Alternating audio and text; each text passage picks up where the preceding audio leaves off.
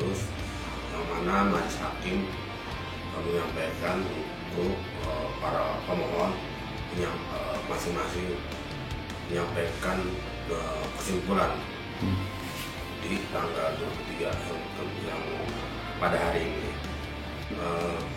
sudah menyampaikan kesimpulan kepada pihak kepaniteraan Mahkamah Konstitusi berkas kesimpulan beserta subkopinya.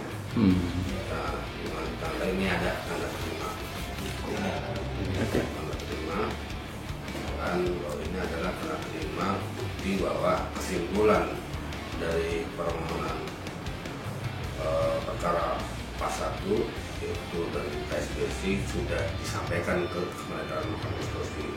Bahwa kita sudah resmi menyampaikan dokumen kesimpulan kita tadi sudah disampaikan, ada tanda terimanya. Nah, jadi ada beberapa cukup ini sampai 20 halaman ya. Nah, jadi 26 halaman kita sampaikan dokumennya seperti ini. Oke. Nah, jadi rangkaian dari proses permohonan ya, kemudian ada keterangan ahli, keterangan saksi ya, baik dari pemohon maupun dari termohon ya, dari pemerintah, jelas sekali ini karena kesimpulan jelas sekali gambarannya adalah bahwa Undang-Undang Nomor 6 tahun 2003 itu kan itu berdasarkan Perpu 2 2002. Jadi sebenarnya itu masih polemik. Nah, kami menegaskan kembali sebenarnya di putusan MK nomor 91 itu jelas-jelas bahwa pemerintah dalam waktu 2 tahun itu harus memperbaiki Undang-Undang Cipta Kerja waktu itu. Nah, jadi sebenarnya di situ penekanannya kenapa sampai pemerintah membuat kebijakan mengeluarkan Perpu nomor 2 tahun 2022 yang sekarang jadi Cipta Kerja jadi Undang-Undang 6 tahun 2003. Nah, sebenarnya di situ yang perdebatannya. Nah, sudah disampaikan dari beberapa ahli menyatakan ini jauh dari proses pembentukan undang-undang yang diharapkan seperti itu. Nah, kesimpulan akhir kita ya bahwa berdasarkan dalil yang kita sampaikan ya, pemohon berkesimpulan, jadi mahkamah berwenang mengadili permohonan pemohon. Kita berharap seperti itu. Kemudian yang kedua, permohonan diajukan masih dalam tengah waktu. Jadi kita masih dalam tengah waktu pengajuan ya permohonan formil. Yang ketiga, pemohon memiliki kedudukan hukum untuk mengajukan permohonan. Jadi legal standing kita, presiden dan sekjen dalam hal ini.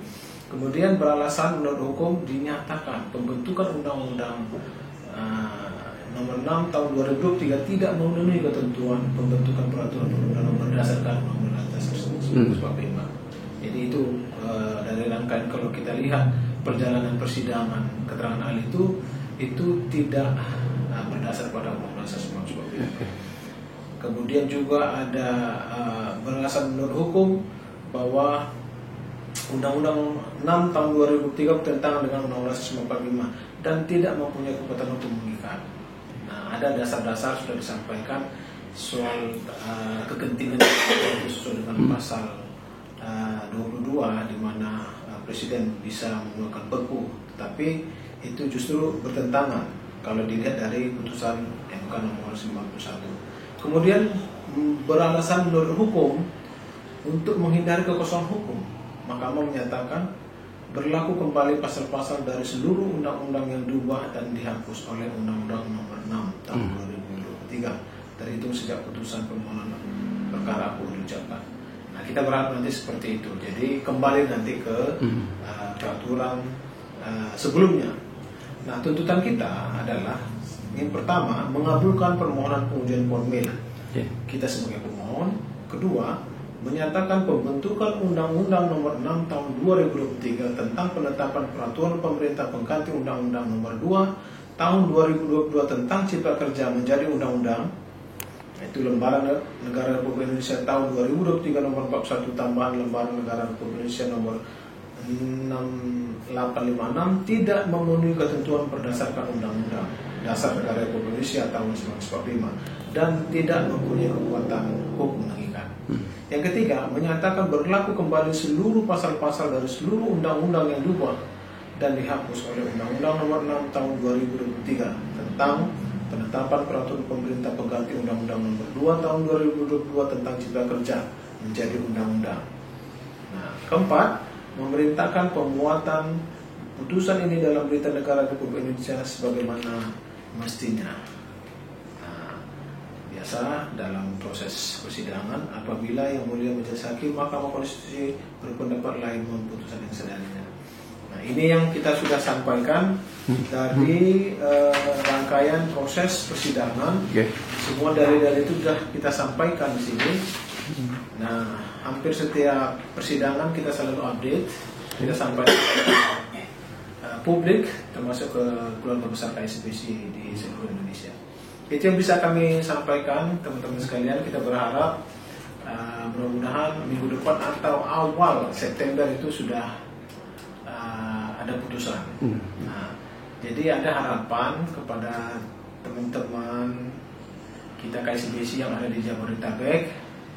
Ya, saya pikir kita semangat lah ya, bersama dengan teman-teman serikat buruh lain sebagai pemohon juga dalam pengujian formil ini.